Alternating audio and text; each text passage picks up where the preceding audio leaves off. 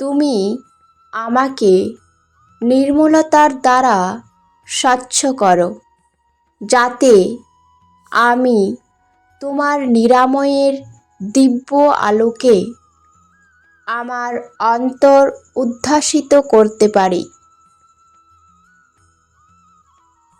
আমার বহুভাবে বিক্ষিপ্ত মনোদর্পণটি স্থির করে দাও, যাতে কেবলমাত্র তোমার অনন্ত মুখচ্ছবিটিই প্রতিবিম্বিত হয়।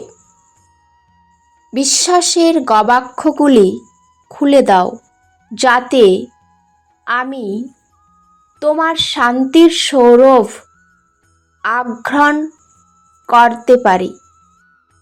হে সপ্রকাশ, হে বর্ণনাতীত পরম জ্যোতির্ময়, তুমি আমার এই বেকুল আখির দিকে একবার তাকাও, যাতে আমি তোমা ছাড়া অন্য সব কিছুর প্রতি চির অন্ধ হয়ে যাই।